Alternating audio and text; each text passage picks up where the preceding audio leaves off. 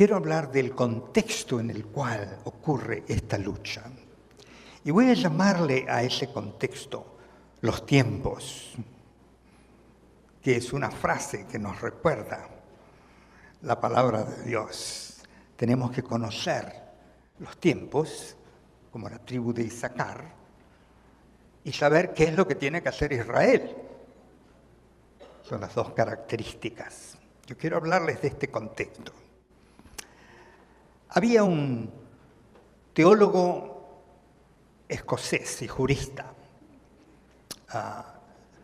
Samuel Rutherford.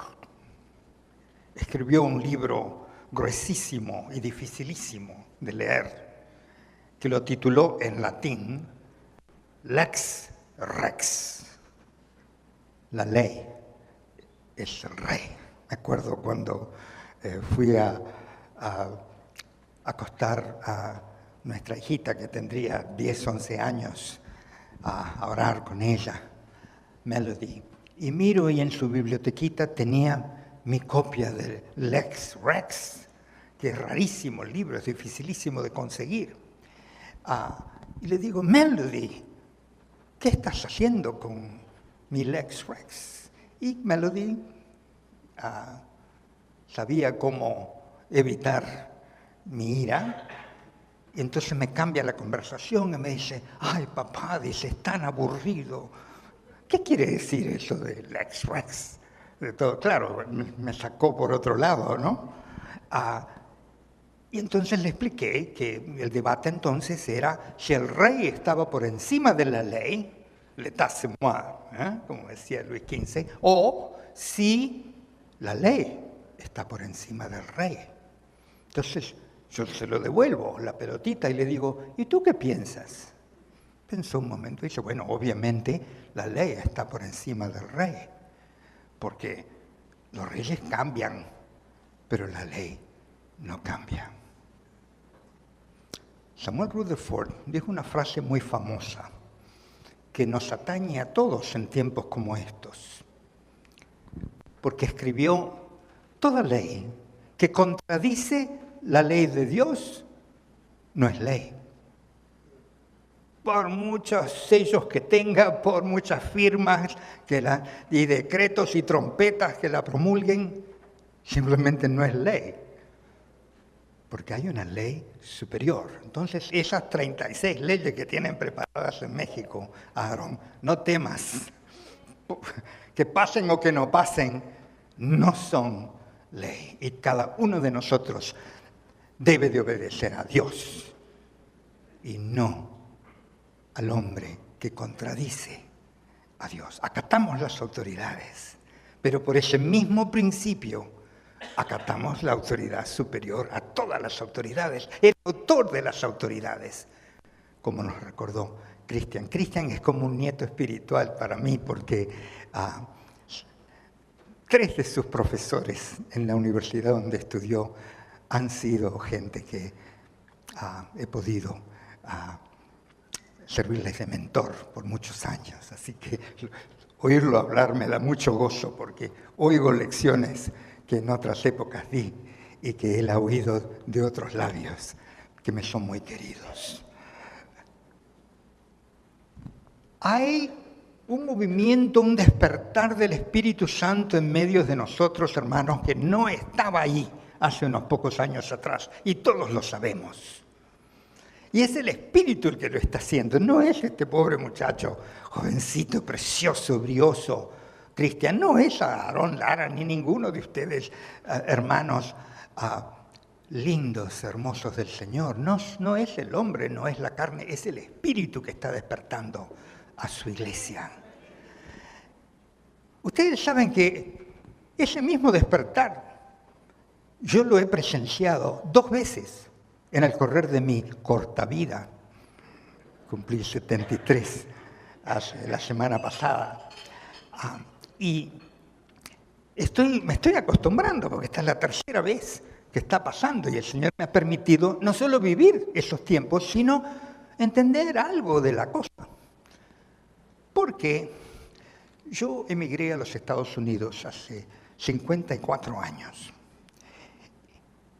Y llegué no conocía al Señor, pero fue en Estados Unidos muchos años después, cuando recibimos al Señor juntos, mi esposa Diana y yo.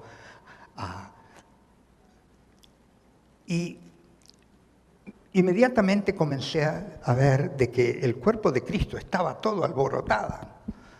El primer año que nos convertimos, un par de meses después, fuimos a un estadio lleno de gente. No, era el movimiento de Jesús, todo el mundo. Jesús, Jesús, Jesús.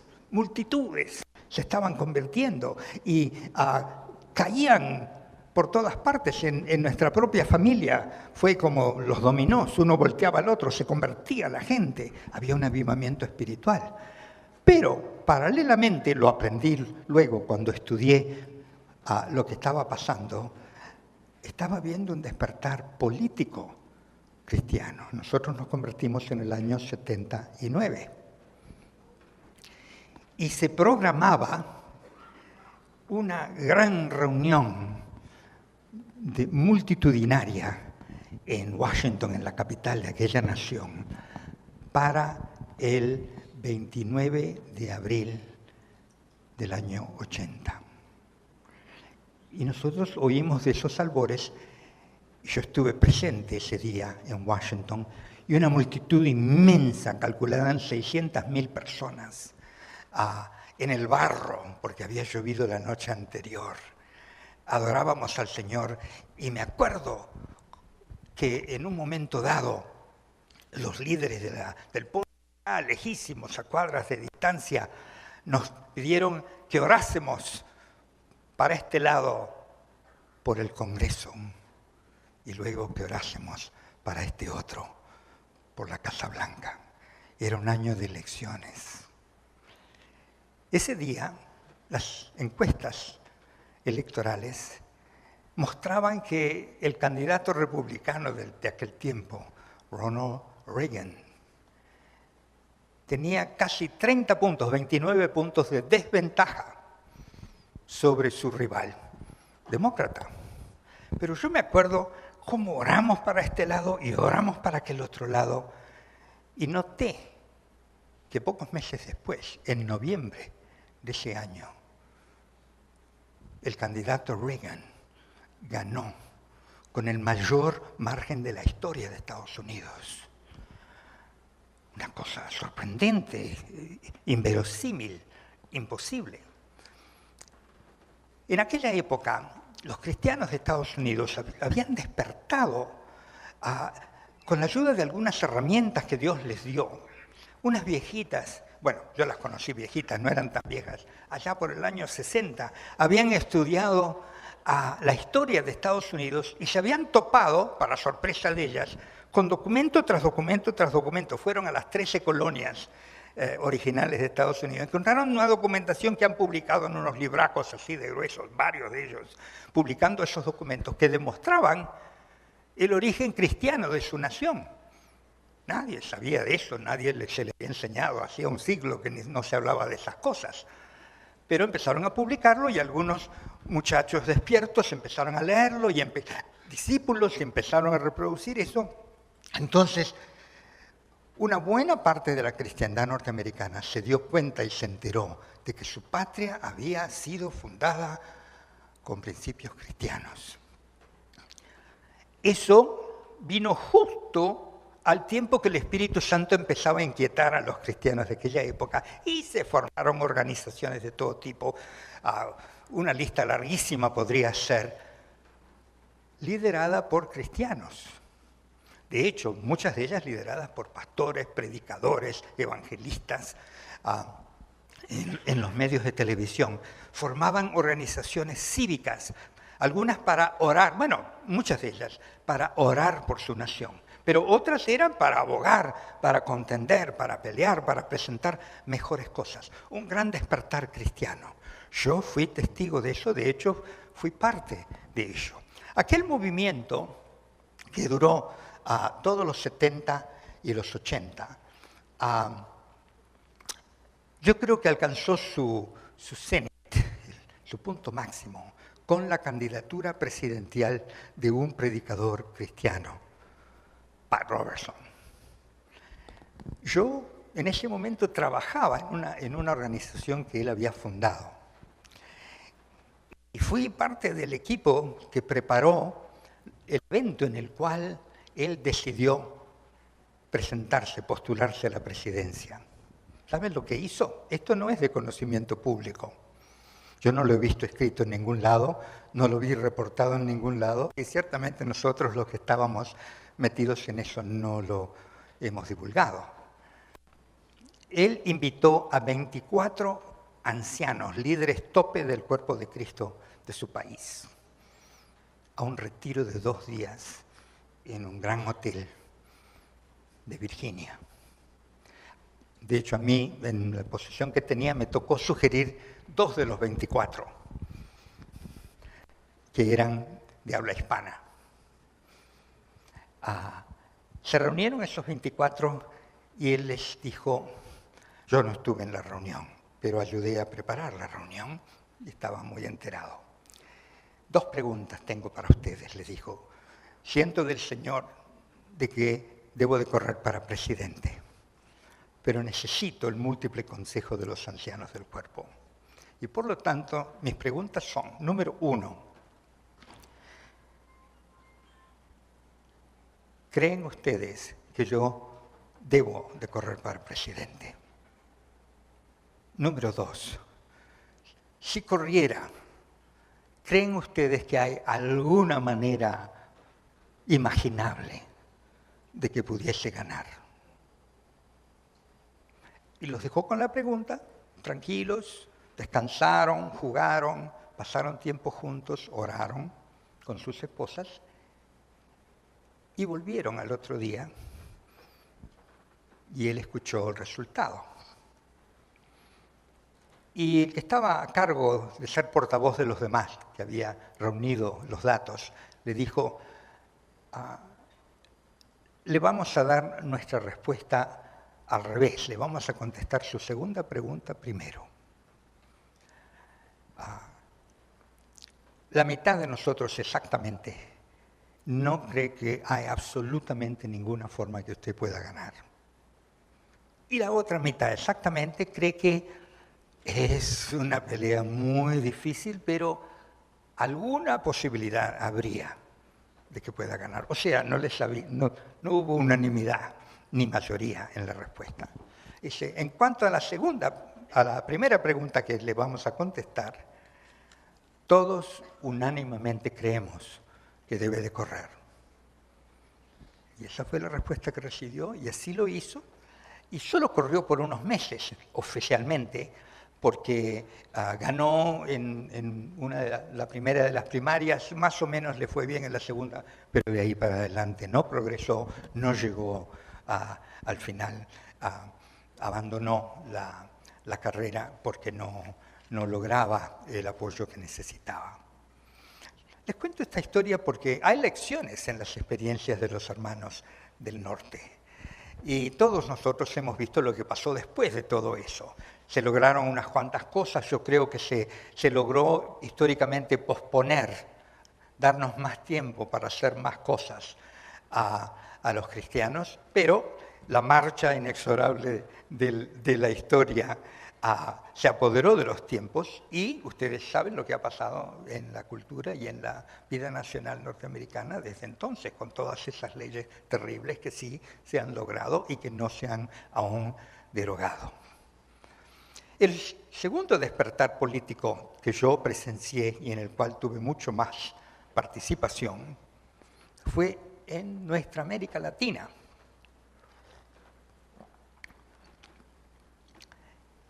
Tuve el privilegio de hacer un recorrido de nuestras 18 naciones en el año 92, acompañando y invitado por nuestro hermano Alberto Motesi.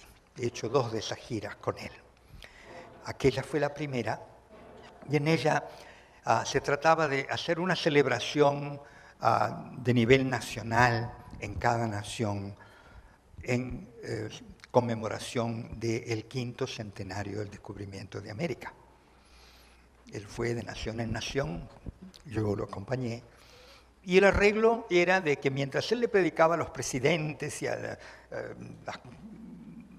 la plana mayor de la sociedad un mensaje basado en los eventos del descubrimiento, en el mismo viaje, en otro sitio completamente distinto y mucho más pequeño, en algún momento de nuestra estadía de 2 o 3 días en cada país, los mismos líderes de la iglesia que habían invitado y organizado el gran evento de Nota, organizaban un pequeño evento para políticos cristianos, pastores que se interesaban en la temática política de su patria, y a esos les hablaba yo.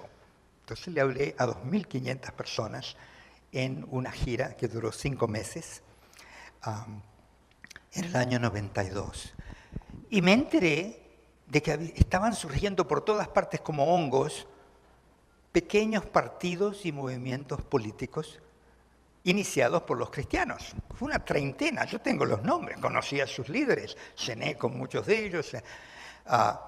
Estaba ocurriendo por todas partes y ellos no se conocían entre ellos. Era el Espíritu Santo que estaba haciendo algo nuevo. Y claro, estaban sufriendo palos de parte de sus pastores. Los pastores les predicaban en contra. La política es del diablo. Y el otro pobre, tratando de obedecer lo que había oído, sufrían mucho, estaban muy aislados. Y claro, yo había sido profesor de gobierno en la Universidad Cristiana de Virginia de aquella época. Y les hablaba de lo que el Señor, los temas que el Señor me dio para esa gira. Pero los conocí y vi su sufrimiento y luego cuando volví, terminó la gira y le pregunté al Señor, ¿qué hago con toda esta información, sus nombres, su gente? El Señor me comisionó para servirlos y empecé a reunirlos en reuniones internacionales, a los líderes, nada más, pequeñas reuniones. La primera eran 15, luego tuvimos otras de 50, 70, una asamblea de 70, una de 250 políticos cristianos y líderes religiosos evangélicos que se interesaban en la política. Durante toda la década de los 90 los acompañé en su llamado, estaban muy solos. No se logró casi nada en términos humanos, ninguno de ellos salió electo presidente. Hubieron un par de presidentes, ustedes los conocen, no crean todo lo que leen, ni sobre el hermano Efraín Ríos Montt de Guatemala, que no cometió ningún genocidio, ni permitió ni autorizó jamás ningún genocidio, como se lo acusó y se lo pasó tiempo en prisión y falleció el año pasado, ni sobre nuestro hermano Jorge Serrano, que vive aquí, en esta nación, en el exilio, un padre de familia modelo. No conozco uno mejor. Sí, él dio un golpe de Estado, el Serranazo, en el año 92, y tuvo que salir al exilio porque el ejército no lo acompañó, lo engañó. Pero no crean todo lo que leen. Yo estuve con él aquí mismo, en esta ciudad, en el año 96, en un congreso cristiano internacional. Y estábamos conversando, él, su esposa Magda, yo, su hijo Pablo, que plantó una iglesia aquí en la ciudad de Panamá. Y él me mostró el periódico del día en Guatemala, donde en una columnita cortita se decía, con nombre y apellido, que él y su esposa, que estaba al lado de él, se habían dejado, que ella se había ido con un cubano, fulano de tal, y él se había agarrado un amante, fulana de tal. Una completa mentira, una familia cristiana que fundó una iglesia, estaban ministrando. Pero los hermanos guatemaltecos que leyeron esa columna en su periódico no tenían modo de saber que era una absoluta y rotunda mentira. En esos terrenos del poder hay muchísimo engaño y hay que tener muchísimo cuidado porque es fácil juzgar creyendo que tenemos la información, pero no es cierta. En ese despertar político hubieron cosas maravillosas que yo vi pasar y hubieron cosas graciosas. Por ejemplo, Fujimori era un director de una entidad educativa agraria, una escuela de agronomía básicamente, que tenía sueños para su patria en el Perú y buscaba formar algún tipo de partido político. No lo logró, pero tenía amistad, cultivó amistad con un pastor bautista, Pedro Vilches, que lo visitaba y comía con él en su casa, y ellos dos decidieron hacer un proyecto político y Pedro, que era un hombre reconocido por todo el Perú en la iglesia evangélica, lo llevó de pueblo en pueblo y lo presentaba a las congregaciones. Y las congregaciones, creyendo que Alberto Fujimori era un evangélico, le llamaban el hermanito Fujimori. Él no era un hermanito, no era convertido, era el amigo de Pedro Vilches. Yo no sé, usted, Jorge, debe conocer esta historia 10 veces mejor que yo, porque era de esa época. Pero empezaron a hacer el proyecto y reunieron en un restaurante a un grupo grande de pastores amigos para decidir quién iba a correr. ¿A quién conoces allá en, yo qué sé, en Piura? Yo conozco al pastor fulano. De senador lo metemos. Y así inventaron una lista. Eran todos pastores los que corrían en esa lista. Yo conocí a los 22 que salieron electos. No solo los conocí, los reuní no en Perú, en otro país, en Bolivia. Pasamos una semana juntos estudiando principios bíblicos de gobierno. Les traje profesores de gobierno porque habían sido electos y lo primero que oí cuando conocí por fin al segundo vicepresidente, don Carlos García García, que había sido pastor de la primera iglesia bautista, y me lo presentaron, me dijo, no sabemos qué hacer. Habían sido electos, pero no tenían ninguna preparación política. Me dio gracia esa historia porque lograron mover a toda la iglesia. La iglesia eligió a Fujimori prácticamente, fue su grupo, su campaña, pero no tenían ni un plan de gobierno, ni preparación legislativa. La mayoría de estos diputados, eran 17, y los 5 senadores que fueron electos, pastores, jamás habían ni pisado la casa de gobierno, ¿no? Pero el Espíritu Santo había despertado en toda América una inquietud para esta generación pionera que, como les digo, no alcanzó mucho. Ese fue el segundo y ahora estoy presenciando este, pero este es muy diferente. Para empezar, a diferencia de lo que pasó en Norteamérica en los 80 y 90 y lo que pasó en Latinoamérica en los 90, este es un avivamiento donde el despertar de conciencia cívica, donde la iglesia misma se involucra. Eso no fue lo que pasó en los partidos y movimientos de los 90. Eran hermanos dedicados, visionarios, obedientes, creo yo, a mi juicio. Hubieron poquísimas fallas morales, las hubo, pero comparado con el número de gente que se postuló y trató y se movilizó, poquísimas. Así que vi que la iglesia no era la que estaba gestando esto. En cambio, lo que vimos acá con Cristian hace unos minutos, esa es la iglesia en la calle. La iglesia que ora, la iglesia que se une, la iglesia que obedece la consigna y los pastores. Tenemos una deuda histórica de gratitud ya con Perú, porque fueron ustedes los que nos mostraron el camino. Fueron los primeros que llenaron esos 1.800 puentes por una semana, 3 horas al día, las horas pico, con unos signos grandísimos que ellos mismos se financiaban. Con mis hijos, no te metas. El Espíritu Santo está dando estrategia que nos debe alentar a todos en lo que estamos haciendo. Pero cuidado, porque esta circunstancia se distingue de las otras que conocí en el hecho de que estamos bajo un ataque desatado por parte del espíritu de anticristo a nivel mundial. Estas cosas no las sabemos porque no las hemos venido observando, pero, por ejemplo, en noviembre del año 17 en la ONU, dos comités muy importantes de la ONU consideraron recomendaciones a todas las naciones que le quitaban sustantivamente la patria potestad a los padres sobre los hijos.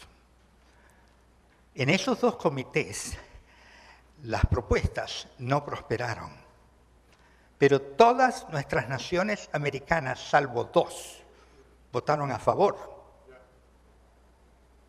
Y las que no votaron fueron Estados Unidos y Saint Lucia, una islita del Caribe. Todas las demás votaron a favor de quitarle la patria potestad.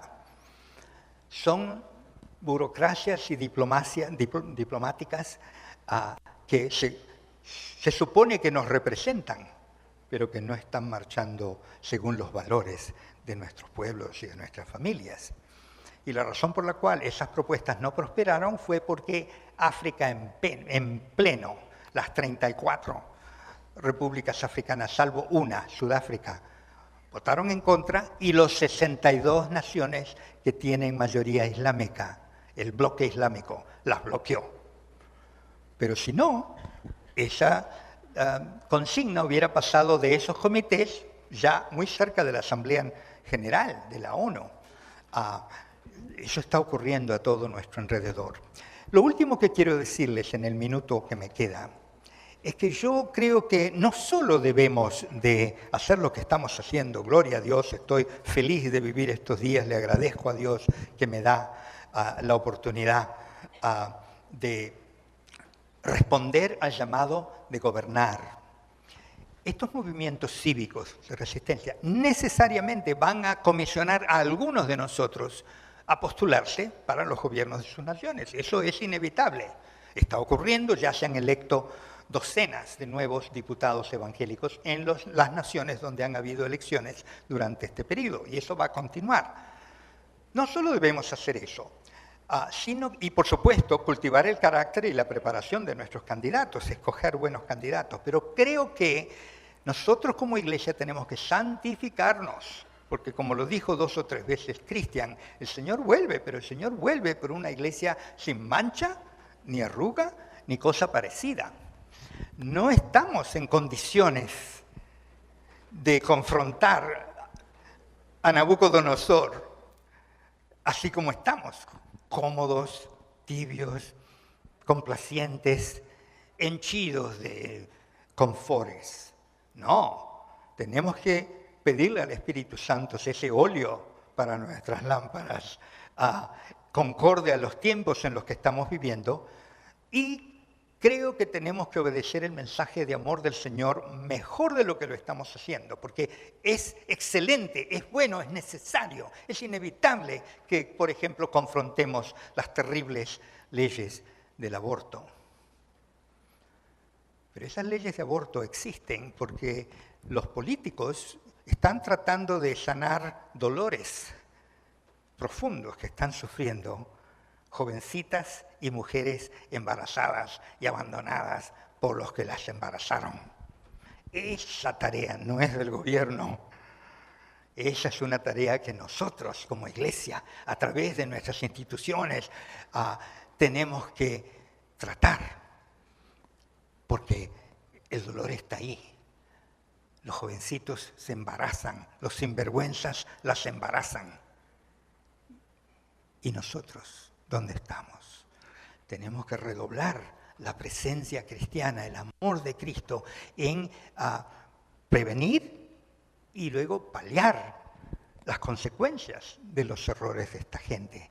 Tenemos que ser, a mi juicio, mucho más presentes y activos para que el Señor pueda hacer brillar su luz en medio de unas tinieblas inevitablemente presentes. Hay un sistema mundial, como nos decían, ha existido desde hace mucho tiempo. El que yo veo es una concertación de un sistema político mundial, un sistema económico mundial y un sistema religioso mundial. Y esa convergencia es inspirada por el espíritu de Anticristo. No hemos llegado ahí al final todavía, pero absolutamente se ve en la dirección de la historia en la que estamos viviendo. Y para inspirar nuestra oración, quiero citar uno de mis versículos favoritos, que es Habacuc 2:14, que es donde leemos que la tierra será llena del conocimiento de la gloria de Jehová, como las aguas cubren el mar. Mantengamos nuestros ojos puestos en Él, en el premio, porque eso nos va a fortificar a través de las dificultades, a través de las persecuciones, a través de todos los ataques internos y externos que vamos a tener que sobrevivir. Como instrumento de santificación para nosotros, la Iglesia, el Señor me inspiró un libro que mis amigos me recordaron que está a la venta allá afuera. Es así, no importa que lo vean, se llama Machismo y Matriarcado. Trata con el efecto del pecado en el hombre y el efecto del pecado en la mujer dentro del contexto de nuestra cultura. Es adaptado y nacido de nuestra experiencia. Ha tenido muy buen efecto en algunos miles de hermanos y hermanas, parejas con las que trabajamos como ministerio. Vamos a ponernos de pie. Y de esa manera termino con una breve oración.